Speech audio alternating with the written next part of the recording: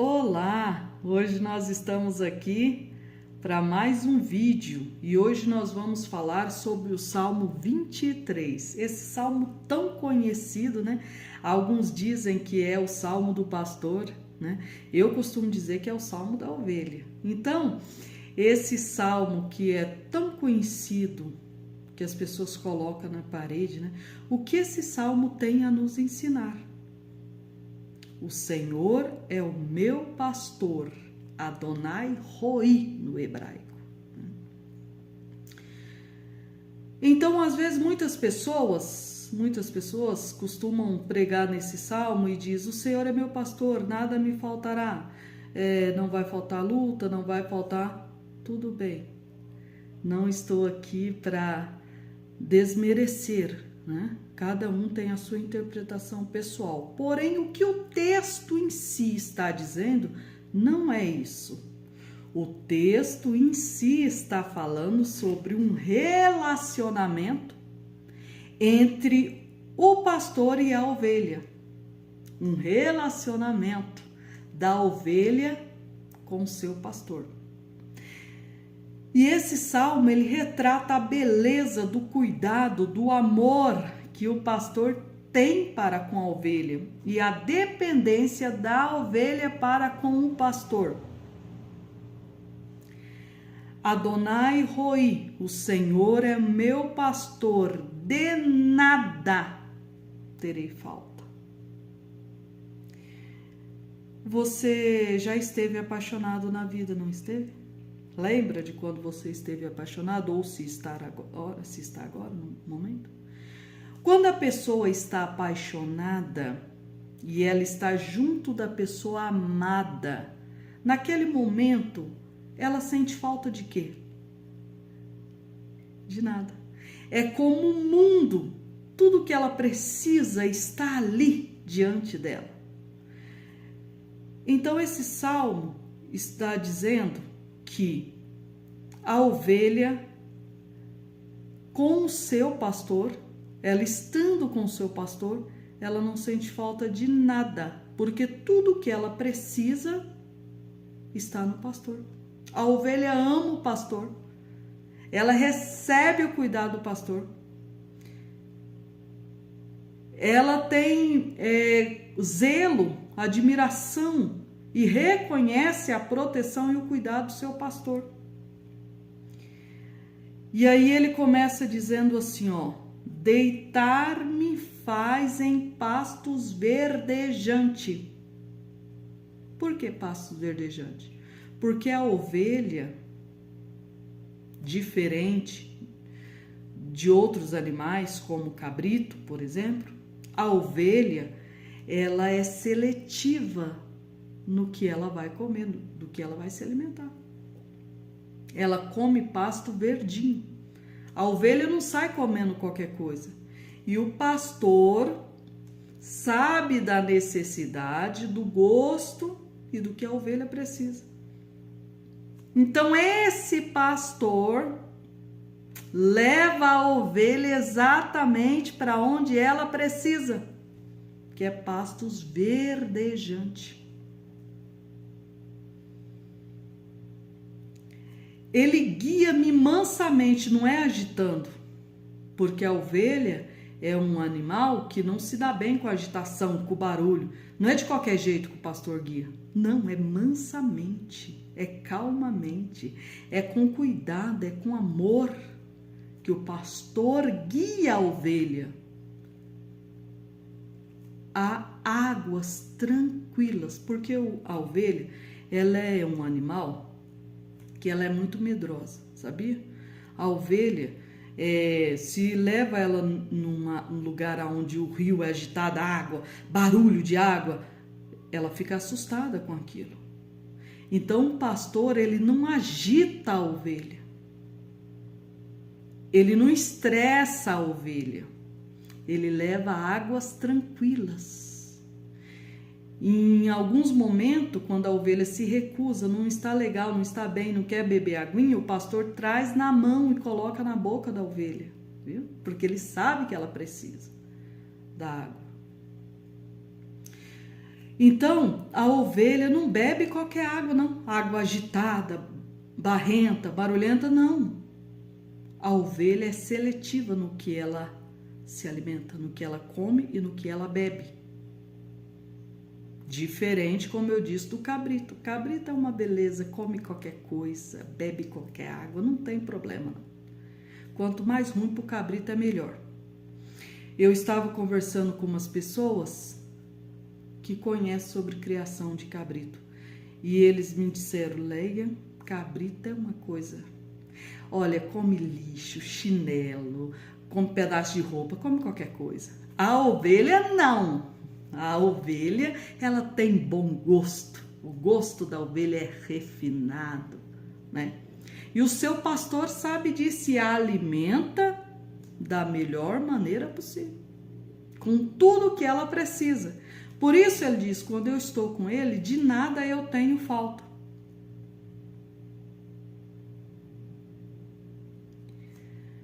Ele refrigera a minha alma e guia-me pela vereda da justiça por amor. É por amor, não é por obrigação.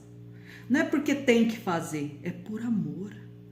O pastor guia calmamente, com cuidado, oferecendo tudo que a ovelha precisa, mas é por amor.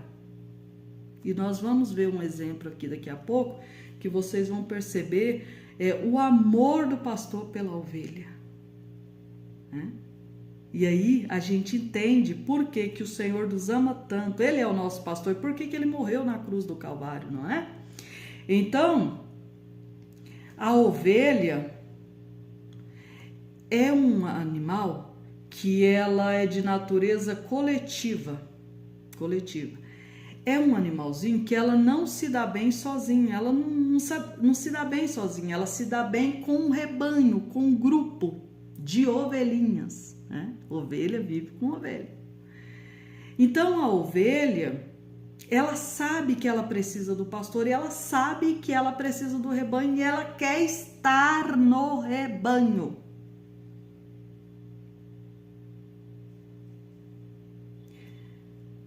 Cuidado quando você ouvir alguma coisa assim. Eu estou fora do rebanho. Eu sirvo o meu pastor fora do rebanho. Como? Ah, o rebanho sou eu. Igreja sou eu. Aonde está escrito isso? Na Bíblia. Que Bíblia que você leu? A Bíblia é sagrada, ela no grego, né? Igreja, eclésia, assembleia, grupo de homens adultos. O que era? Era um grupo de homens adultos, grupo. Igreja, eclésia, assembleia. Existe assembleia de uma pessoa só? Não está escrito, eu sou a igreja, não. Nós fazemos parte do corpo de Cristo. Nós fazemos parte da igreja. Todos formam uma única igreja. Todos servem de Jesus, né? Que já aceitou Jesus como Salvador e serve ao Senhor. Forma uma igreja. Não tem um monte de igreja espalhada por aí, não. Não é isso que a Bíblia diz, não. Eclésia, grego. Assembleia. Imagina que o seu líder chega para você e fala, foi aprovado isso, mas quando? Na assembleia. Que assembleia? A assembleia que eu mesmo fiz. Eu abri a assembleia, eu mesmo discuti, eu mesmo votei.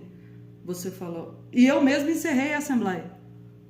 Você fala, mas meu líder, não existe assembleia só com você lá não. Então a igreja é um grupo de pessoas, todos formam a igreja, todas as pessoas, o grupo, todos envolvidos formam a igreja de Cristo, um corpo só. A ovelha, ela é de natureza coletiva. ela sabe que precisa estar no grupo, ela gosta do grupo e ela se dá bem. Vocês vão entender o porquê. A ovelha, ela é dependente. Literalmente, ela é dependente do seu pastor. A ovelha, ela não é um animal que se sabe defender, que sabe se defender, não. Não é um animal que tem garras, presas e é bom de briga. Bom de briga é outra coisa, ovelha não.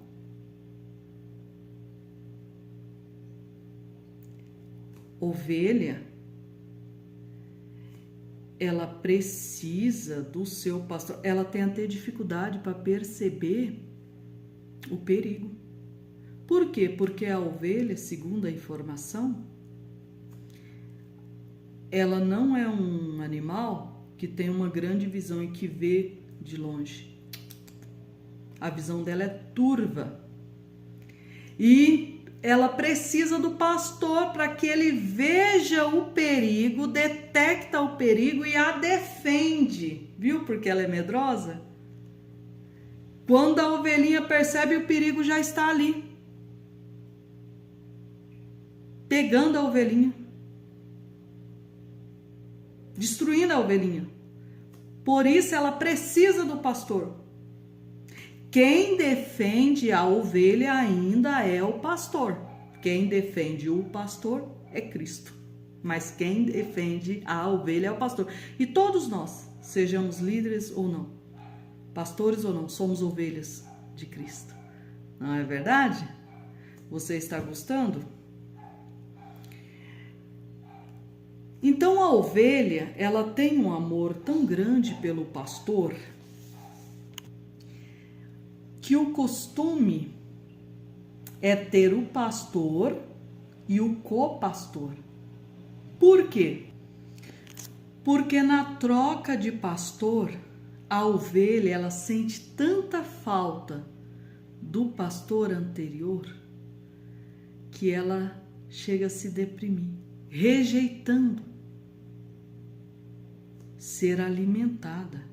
Por mais que quem está ali esteja tratando ela bem, mas a falta do seu pastor anterior é tanta que ela recusa comer e beber da mão de um estranho. Viu como ela é sensível? Ela não come da mão de qualquer pessoa, não. Ela come da mão do seu pastor.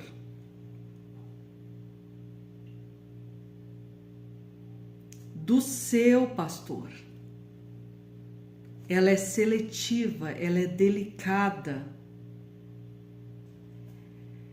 Ela sabe que o seu pastor a protege, quer o seu bem e oferece o melhor para ela. Então, para que a ovelha não seja morta, para que ela não vá para o abate, eles já põem um copastor, que na ausência do pastor, ela vai sentir falta do pastor, mas quem está ali cuidando dela é alguém que ela já conhece e já está acostumada. Eu sou o bom pastor. Eu conheço as minhas ovelhas, disse Jesus, e elas me conhecem. O estranho fala, elas ouvem a voz do estranho e fogem, porque não conhecem.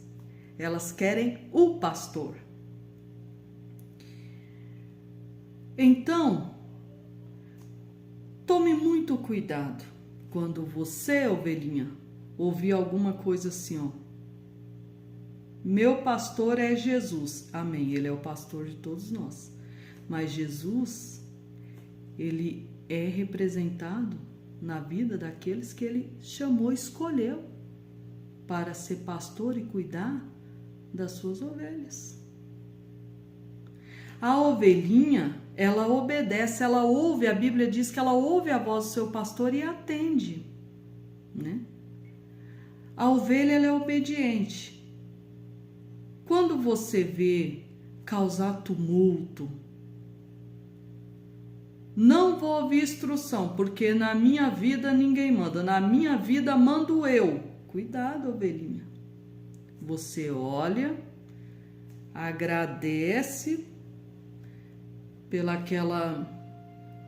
aquele indivíduo ter revelado a sua identidade, mas fica no seu lugar, ouvindo a voz de Jesus e do seu pastor, a pessoa que abaixo de Deus, abaixo de Jesus, está aqui para cuidar da sua vida. É isso mesmo, cuidar da sua vida. Quando eu cuidava dos adolescentes, né, no projeto Casa da Tia Leia Ferrer, às vezes eu percebia alguma coisa assim e eu procurava saber o que estava acontecendo. E adolescente, vocês sabem como são? O quê? Você quer saber da minha vida? Eu dizia, acertou. Ah, você quer saber o que eu estou fazendo? Acertou de novo. Leia, você está cuidando da minha vida. É isso mesmo. Por isso que eu gosto de você, porque você sabe exatamente o meu papel. E por que eu estou aqui? Para que eu estou aqui? Para cuidar de você. Porque para destruir você, o mundo já está aí. Tem bastante para atrapalhar a sua vida. Para destruir sua vida e atrapalhar a sua vida, tem o diabo, tem o mundo, tem bastante por aí. Agora, para cuidar de você, para isso Deus me chamou e para isso eu estou aqui. Então, quando você se referir a mim, essa é a forma que eu quero ser lembrada. A Leia cuidava da minha vida, porque eu estou aqui para cuidar de você. Com carinho, respeito, reconhecendo os limites, né? Mas para cuidar, para orientar, cuidado. Isso não é para você. Afasta daí, você está correndo risco. Presta atenção. Fuja dessa companhia, fuja desse tal costume. Né? Cuidado. Então a ovelha, ela recebe o cuidado do seu pastor e reconhece que ele está ali para cuidar dela. E a ovelha, como eu já disse, se ela não tem uma boa visão, como ela reconhece o pastor? Como ela sabe que é o pastor? As minhas ovelhas ouvem a minha voz e me reconhecem. Elas me seguem. Se você continuar lendo aqui, ele fala, ainda que eu andasse pelo vale da sombra da morte. Por quê? O pastor tinha um lugar do rebanho, onde as ovelhinhas ficavam para dormir no aprisco. Porém, todos os dias, via de regra, pela manhã, o pastor tinha que sair com a ovelha e ir guiando ela até o oásis, para ela tomar aguinha, né, beber aguinha, e a comidinha dela lá, que é o matinho verde. À noite ele voltava. E quando voltava, passava por caminhos, por lugares perigosos, e muitas das vezes por penhasco, aonde tinha animais que podia agredir, né? Podia atacar a ovelhinha. Então, o que o pastor fazia? Ele ia à frente e as ovelhinhas iam acompanhando em fila indiana. O pastor ia fazendo algum tipo de barulho, ou com seu instrumento, ou com a sua boca. Ele ia fazendo algum barulho, ele ia chamando as ovelhinhas. E as ovelhinhas seguindo seus passos uma atrás da outra. Eu conheço as minhas ovelhas e dela eu sou conhecido. Elas conhecem a minha voz e me seguem. Se vem um estranho, elas correm, mas a minha voz não é estranha para elas e elas me seguem. Então, quando ele vem voltando, trazendo as ovelhinhas, que passa por lugares perigosos, a ovelhinha sabe que o pastor cuida dela. E quando uma daquelas ovelhinhas escorregava e caía ali em algum buraco, o que o pastor fazia? Não tem aquele cajado do pastor? Aquele cajado, ele tem duas funções. Ou melhor, três. A primeira função é da vara. Quando a ovelhinha vai andando e ela começa a afastar do rebanho, o pastor bate na ovelhinha com a vara e a ovelhinha vem para o rebanho de novo. Quando a ovelhinha cai em um buraco, o pastor, a ponta, né, do cajado não é assim? Ele estende aquele cajado e puxa a ovelhinha, porque a sua ponta ali é curvada, né? E puxa a ovelhinha. E o que muita gente não sabe é que também aquele cajado, quando ele puxa ali a ponta, é uma flecha afiada ali. Então, quando o perigo vem, ele mira, né, aquele cajado e manda contra o inimigo. Ele acerta e derruba o inimigo defendendo a sua ovelha. Então a ovelhinha sabe e fala assim, ó: eu não temerei mal algum. Por quê? Porque tu estás comigo, a tua vara e o teu cajado me consola. Se ele usa a vara para voltar de novo para o rebanho, é por cuidado. Se eu cair e ele usar o cajado, é para me resgatar. E se o perigo vir, ele manda aquilo como uma flecha, né? Então, a tua vara e o seu cajado serve de consolo para mim, porque ela me coloca no caminho de volta. Eu sei que você está me batendo, mas não é porque você é mau. Você está me colocando no caminho de volta. E o teu cajado me levanta quando eu caio. Isso não é lindo? Fala a verdade. E ele continua dizendo assim: prepara-me uma mesa, né? Uma coisa também linda aqui sobre a vara e a correção de Jesus, porque ele nos corrige, mas ele também prepara uma mesa para nós. Então não é só correção, não, né? Conta uma história de um pastor que uma equipe de viajante viu ele quebrando, né? Que é um costume lá no Oriente, né? No Oriente, quebrar a patinha da ovelha quando ela começa a dar muito trabalho. E esse grupo, né, ficou muito decepcionado, porque aquele pastor tinha quebrado e agora ele estava enfaixando o bracinho da ovelha. E ali o guia turista foi lá, né, o guia dos turistas ali foi lá e perguntou para o pastor. E o pastor conta a história, que aquela ovelha era muito travessa e ela não ouvia, ela desafiava o pastor.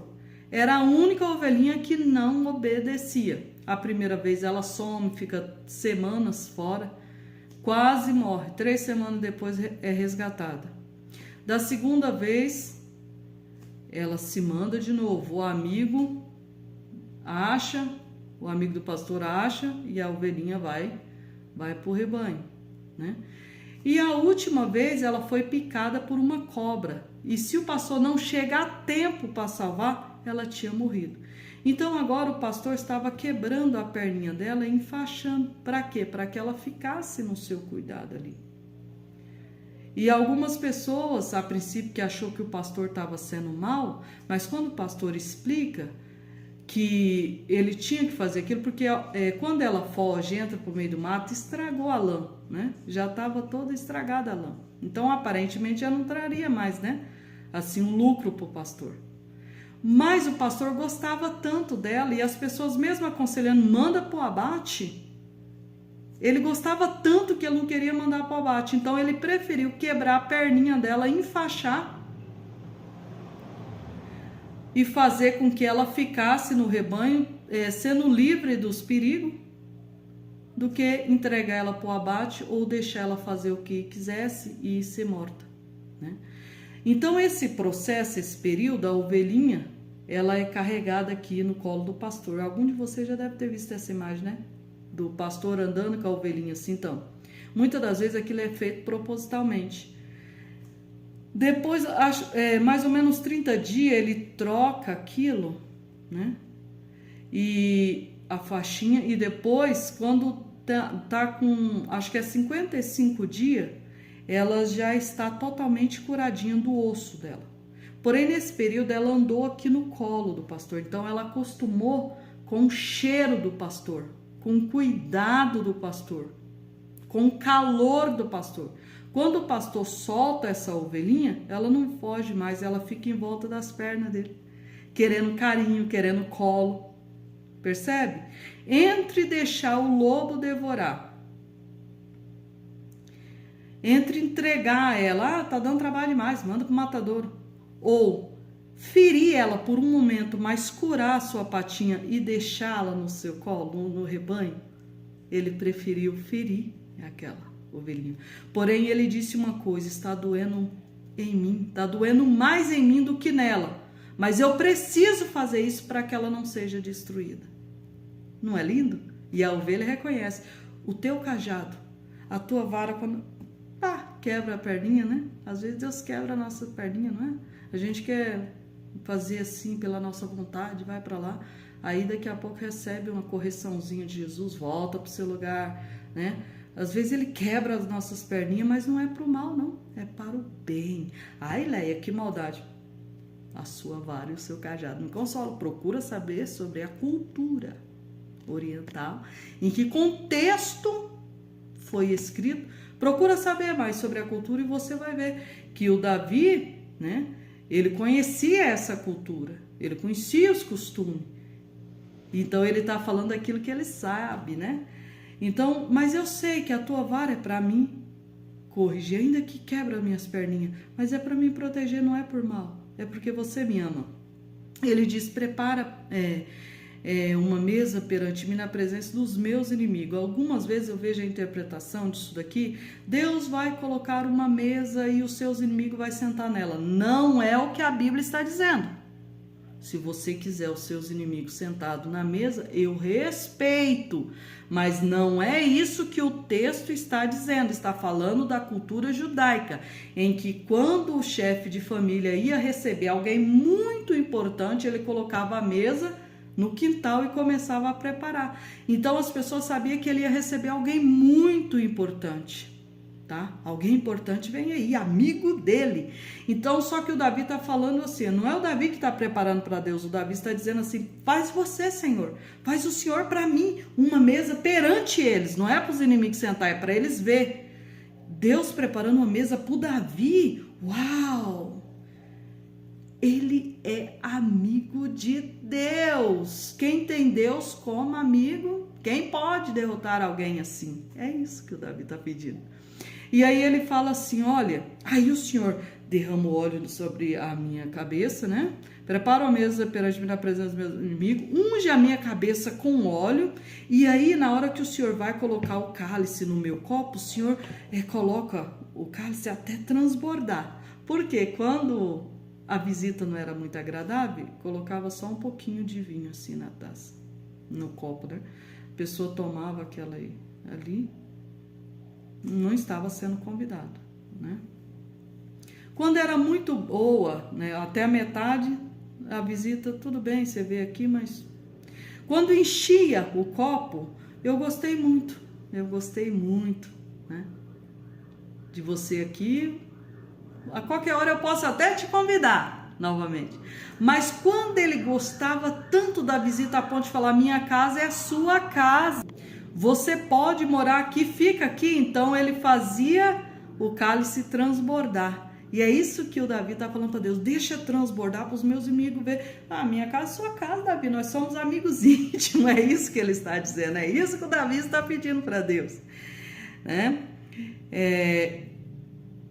Unge a minha cabeça com óleo, meu cálice transbordar.